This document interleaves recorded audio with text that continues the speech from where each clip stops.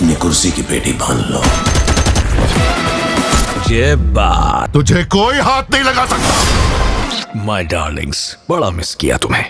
Guys, প্রভাসের বর্তমান line up তো Indian সিনেমার পরবর্তী ভবিষ্যৎ, বাট তারপরেও সালার ফ্যান্সদের জন্য আছে ব্যাড নিউজ। আরেকদিকে পাঠান 2 এর কাজ অলরেডি চালু হয়ে গিয়েছে। তাছাড়াও ব্যাড বয় টিজার তো সবার মাথা ঘুরিয়ে দিচ্ছে। সাথে ছাওয়া কি আজকের কালেকশনেই নিজের দম ছেড়ে দিল? সবকিছুই জানবো, শুধু ভিডিওটার সাথেই থাকুন।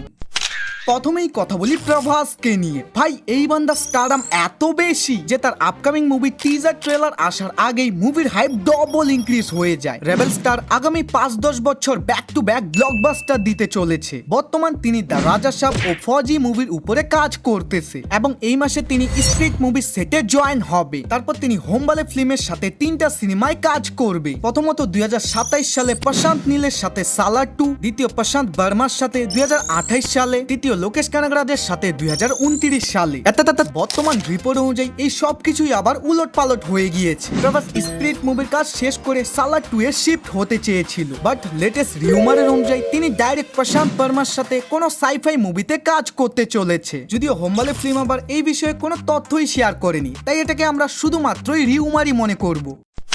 এখন কথা বলি পাঠান 2 মুভিটা নিয়ে। ভাই, বলিউড বাচ্চার পাঠান সিনেমা তো নানা রকম বয়কট ও ট্রোলের শিকার হওয়ার পরেও 1000 কোটির উপরে ধাসু বিজনেস করে, যেটারই সিকুয়াল অলরেডি কনফার্ম হয়ে গিয়েছে। আদিত্য চোপড়া 2023 সালের পর থেকেই এটার স্ক্রিপ্ট নিয়ে কাজ চালু করে দিয়েছিল, আর অবশেষে এটা কমপ্লিট হয়েছে। আর তিনি শাহরুখ খানকে অলরেডি এটা শুনিয়েও দিয়েছে, আর তিনি কাজ করতে রাজিও হয়েছে। টুইস্ট হচ্ছে, পাঠান মুভিকে যে সিদ্ধার্থ আনন্দ রেড করেছিল, কিন্তু পরবর্তী পার্টকে তিনি না আদিত্য চোপড়া তৈরি করার প্ল্যানিং করতেছে। এত খুশি হওয়ার কোনো দরকার নেই। সিনেমাটা শুধু প্রি প্রোডাকশনই চালু হবে 2026 সালের স্টার্টিং ডেতে, কারণ বর্তমান শাহরুখ খান তার আপকামিং কিং মুভির কাজে বিজি আছেন।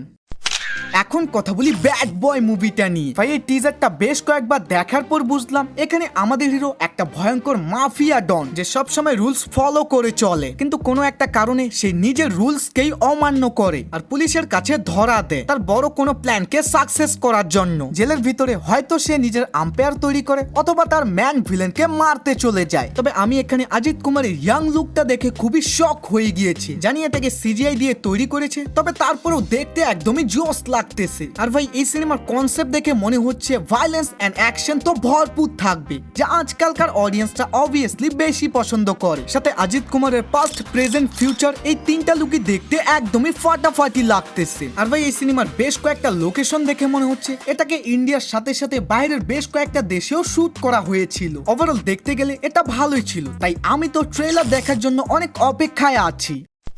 এখন কথা বলি ছাওয়া মুভিটা নিয়ে। ভাই, এই সিনেমাটা তো একটার পর একটা রেকর্ড ভাঙতেই আছে। শুরুতে এটা 2025 সালের হাইস্ট ওপেনিং সিনেমা ছিল, কিন্তু বর্তমানকার কালেকশন দেখে মনে হচ্ছে হাইস্ট গ্রসিং ফিল্ম। 10 দিনের মধ্যেই 334 কোটির ম্যাসিভ কালেকশন করে। 13 দিনে 397 কোটি, 15 দিনে 425 কোটি। গতকাল আয় ছিল 22 কোটি, তবে আজকে সান্ডারফুল হলিডের কারণে 25 কোটি, এবং এর সাথেই টোটাল ইন্ডিয়া থেকে নেট কালেকশন 460 কোটি, অল ইন্ডিয়া গ্রস 550 কোটি, আর ওয়ার্ল্ড ওয়াইড 630 কোটি। জি ভাই, আপনি একদম ঠিকই শুনেছেন, এটা 600 কোটির হাই অ্যামাউন্ট কেউ ক্রস করে ফেলেছে। আর বেশি কিছু বলবো না, শুধু চ্যানেলটাকে সাবস্ক্রাইব করে রাখো। বাই।